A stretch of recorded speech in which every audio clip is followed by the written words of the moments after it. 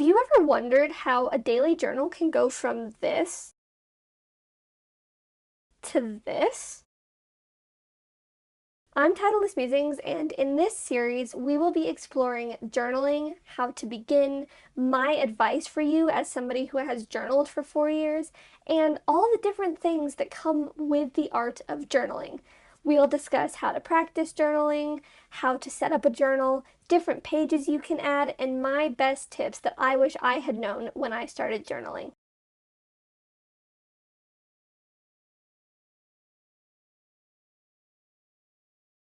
Hello and welcome to, or welcome back to my channel. I'm Titleless Musings, and in this episode of Musings on Journaling, we are going to talk about my experiments with other forms of journaling, including things that I've abandoned or completely changed. I will be showing some examples throughout this video of what I'm talking about, but in the background you'll also be able to not only watch me finish my end of year journal from the previous video, but watch some flip through of journals that I filmed for you as well. So without further ado, let's get straight into all the journals I've abandoned before.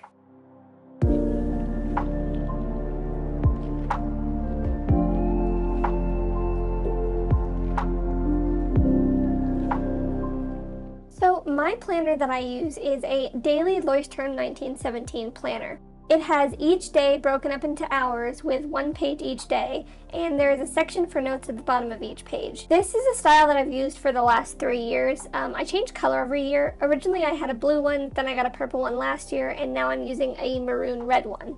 I use my planner as anyone else might use a daily planner. Each weekend, I plan my upcoming week and break tasks down into hours to make my to-do list easier to peruse. By breaking each task down into an hour segment, I'm keeping myself productive and making it easier to decide how to tackle my to-do list.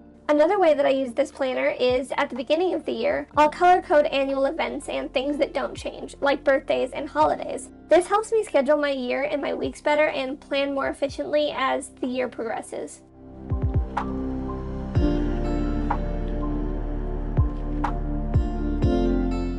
If you're looking for tips and tricks for starting or keeping a planner, here are some of mine. First of all, pick a planner that is simple. That doesn't mean you can't select a cute cover, but I do recommend starting somewhere simple. A bit like we talked about in the first episode of this series, starting small allows you to test out planners on a budget and just see if it works for you. If it does end up working for you, you can decorate it or color code it or make it more complex until you get a new one. But starting complex really means you only have one choice, and that is to keep it that way. Though I enjoy daily planners now, I really wish I'd started with a smaller weekly one because it's a very difficult habit to get into, and I feel like in my early years I wasted a lot of pages. Second of all, keep your early process simple for the same reason I just mentioned. If you want to color code, try to color code at a slightly higher level and break it into something bigger once you've been doing it for a while. This lessens the stress but can still keep you organized. My third tip, and one I wish I'd known, is with the exception of deadlines, don't be so hard on yourself if you need to migrate tasks. For instance, I track my YouTube schedule in my planner, but so many of the videos I planned to come out when I began in May are only just coming out now because I've had other things that have come up.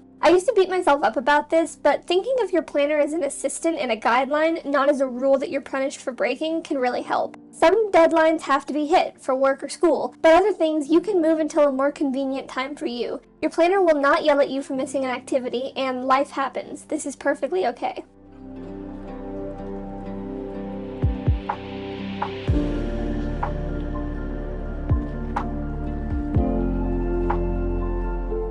So I want to preface this part of the video by saying that I am not a bullet journal YouTuber. There are going to be people that bullet journaling have worked for who have really great videos on that if you want to see it covered. But for my purpose in this video, I'm going to tell you why bullet journaling didn't work for me.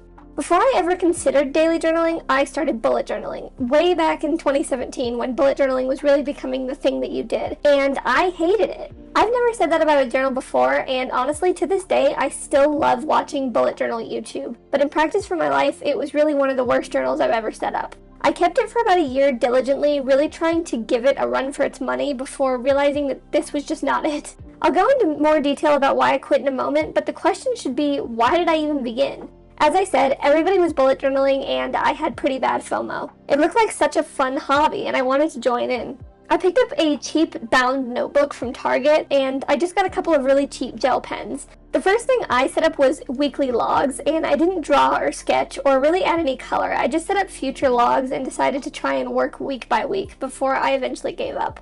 I gave up in 2018 because I just wasn't a busy enough person. I didn't go to enough events or have deadlines that I really needed to keep track of any more than I used a planner for. Rapid logging didn't work well for me because I'm just not that technically minded. I really enjoy being creative, but the creative side was just too much work for the little amount that I was actually using the journal. You don't necessarily have to be a busy person to keep a bullet journal, and there's a lot of great videos on that on YouTube, but I was doing pretty much nothing at the time, so I really didn't have a need for the bullet journal, and I gave up on it. For me, I discovered some cons of bullet journaling, and these are going to be completely subjective, so take these as just my opinion, not as a complete dissuasion. First of all, you do need to have some need for a bullet journal. You can absolutely journal for fun, but the whole point of bullet journaling is really to increase productivity and track the things that you have to do. So if you don't have deadlines or things that need to get done, or they're loose things that you change frequently, a bullet journal may not be the most effective way for you to plan. Second, while you don't have to be creative in your bullet journal, it certainly helps if you have the time and ability, which I do not and did not at the time. Again, you can totally just do dotted lines and black ink and rapid logging, and there's a lot of videos on minimalistic bullet journals, but part of, I think, what makes bullet journals so appealing to the masses is the fact that it's bright and colorful and more fun than a planner. It's really become more of a hobby than a planner, I think, and while, again, I love watching those videos, I just didn't have the energy to keep up with that. If you're like me and you don't have the most confidence in your art skills, that kind of bullet journaling will get really old really quick. My third con of bullet journaling was that it took a lot of time to set up. If you're just rapid logging, you still have to build a key and try and break your pages up into days of the week. But if you're more creatively bullet journaling, you're going to be setting up trackers, calendars, monthly pages, birthday pages, yearly trackers. I mean, the list can go on. For all of the time that I had to put into bullet journaling, I feel like I got very little out of it. And yes, you don't need these spreads to have a bullet journal. You can just keep a regular bullet journal and make it more of a creative planner. But since that was really what got me into bullet journaling, I feel like I just didn't get anything out of it for what it was.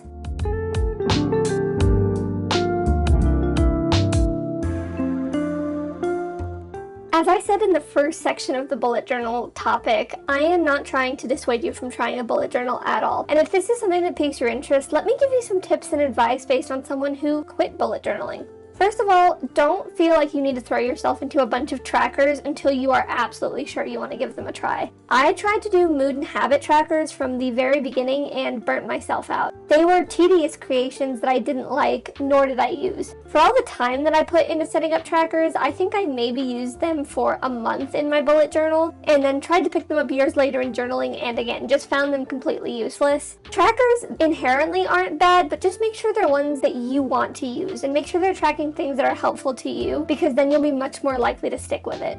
If you're inspired by content creators as I was, start on a smaller scale. Most journal creators have been doing this for quite some time, so they have a journal and a routine that works for them.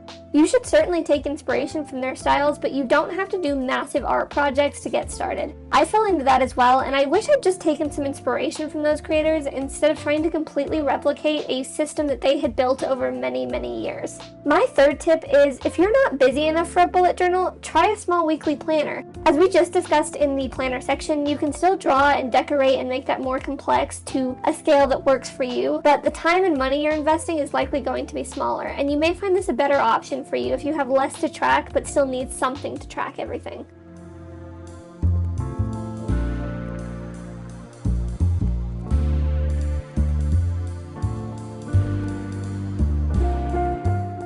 A dream journal is a very different type of journal than everything we've been talking about, but since it's still considered a journal, I thought I would reference it here. I did keep a dream journal from 2020 through 2021, again after seeing other people talking about how insightful it was and how they used references from their dreams in their daily journal. I thought it would be another fun way to connect all the different aspects of my life, and it just ended up being way too much to keep up with. At some point, there can be a thing as too many journals, and this was a journal that wasn't useful enough to warrant the time that it took. On top of that, I don't really remember my dreams, especially not enough to try and spend time each morning writing them down, so this was another journal that I ended up getting rid of. If you're looking to set up a dream journal, it doesn't necessarily have to be something you set up, but let me explain how I did it. You can take a pen and a notebook and just write your dreams down on the first page. For me, I used a cheap spiral-bound notebook, and I decorated the cover with pictures of things that reminded me of sleep, like a photo of the moon. And then my very first page was me writing about a dream I had. Setup can be as simple or as complex as you make it.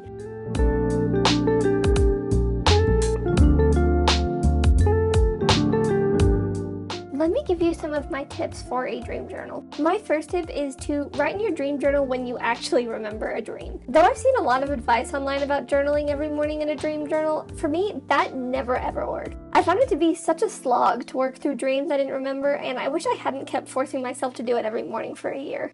My second tip is, if you're keeping a dream journal, keep it near your bed. Towards the end of my time with a dream journal, I kept it in a drawer in my desk, and I completely forgot about it. So if you want to keep a dream journal, make sure it's somewhere you can see it and easily access it.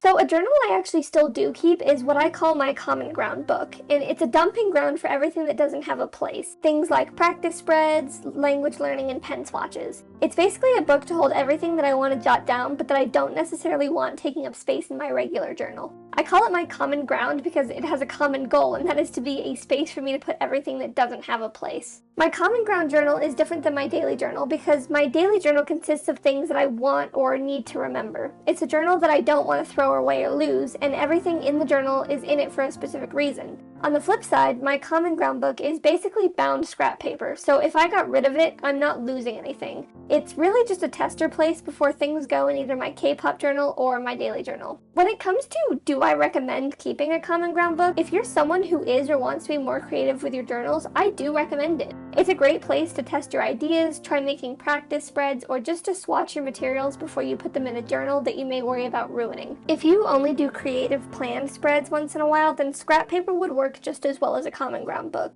I'd only really recommend a common ground book if you frequently need a place to put things that don't belong in your daily journal. The great thing about a common ground book is there's really no setup involved. In my common ground book, all I did was color code a key so I could mark out categories on my table of contents. This allowed me at a glance to refer to pages regarding languages, journal setups, etc. Outside of that, you just need a notebook and a pen and you're ready to go.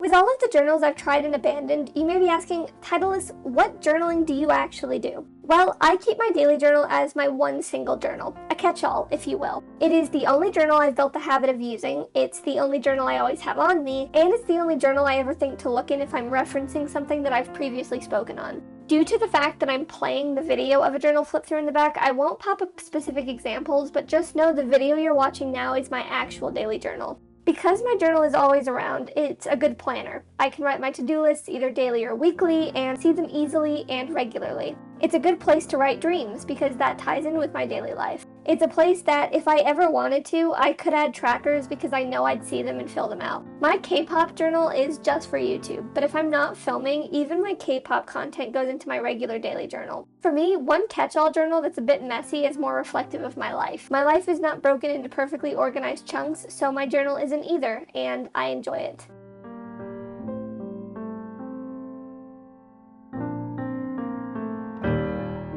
For this topic in the single journal discussion, I'm not going to go super in depth because we've talked about how to track thoughts and what spreads you can make in past videos in the Musings on Journaling series. So instead, let's just generally go over these two questions. First of all, if I'm trying to track an important thought or mark important things, highlighters are my best friend. I write almost exclusively in black ink, so highlighters that are bright in color will catch my eye and draw me back to a reference on a page. I also use my table of contents to remember spreads I made, random entries that contain information I need to come back to, or just to note down a day where something important happened. It helps me greatly when it comes to locating information in my catch-all journal. When it comes to spreads, I won't go too deep into the question in this video. In terms of keeping track of spreads, as I stated before, I'll use my table of contents. When it comes to, though, what spreads do and don't go in this journal, it's pretty simple. Anything goes in the journal, period. There are no rules for me as to what I can or cannot make a spread about. If it's important enough for me to talk about it and to want to remember it, then I'll make special pages documenting it in my journal.